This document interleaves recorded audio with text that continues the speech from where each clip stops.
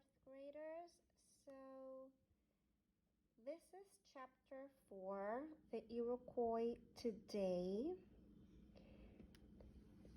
In the late 1800s, most Iroquois men could not find work.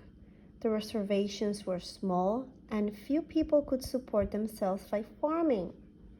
In 1886, construction companies hired Mohawk men from the Kanahouie Reserve in Canada to help build a bridge. The bridge crossed the St. Lawrence River on the Mohawk Reserve near Montreal. The Mohawk had a good sense of balance and seemed not to fear heights. Their hard work won people's praise and gained this Mohawk an international reputation as steel workers who work high on skyscrapers.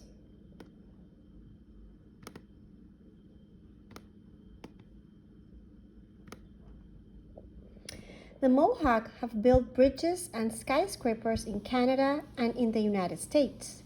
Mohawk steelworkers helped build the George Washington Bridge and the Chrysler Building in New York City.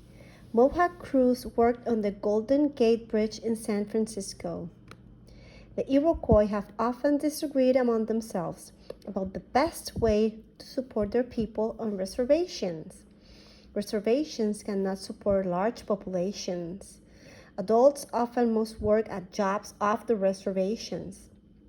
For example, the Iroquois have considered using gambling casinos to help put people to work and bring money to the reservations. But casinos have caused many conflicts between traditional Iroquois who oppose gambling and those who believe it will help. This issue has not yet been settled. Excuse me. Looking to the future.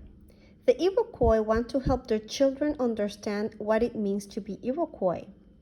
Most children attend school in nearby cities and do not speak their native languages. But some nations want to change that situation.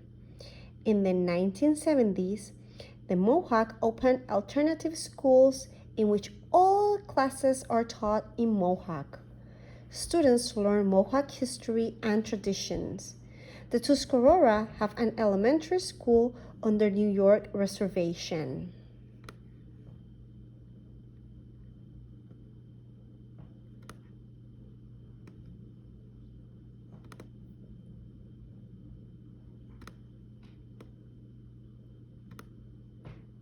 Lacrosse.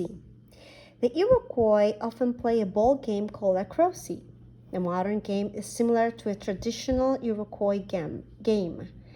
Two teams play against one another using crooked sticks made of hickory wood.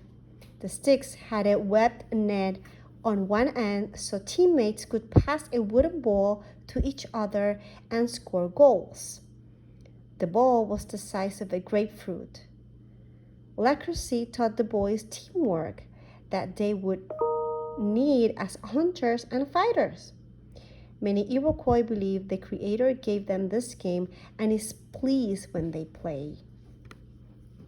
Many modern Iroquois team members have gained an international reputation as good lacrosse players. The Mohawk boys below have been playing an energetic game of lacrosse, and this is the image of the boys when they were playing the game.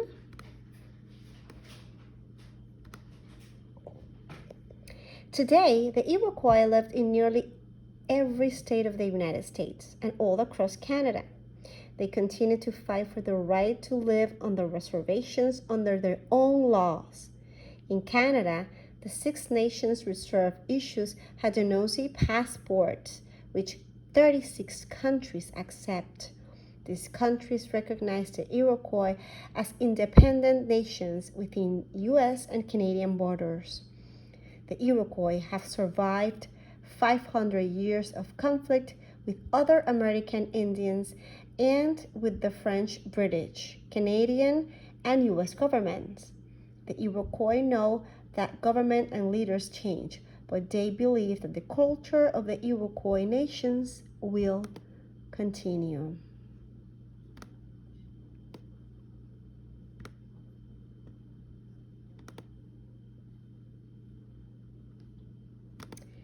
And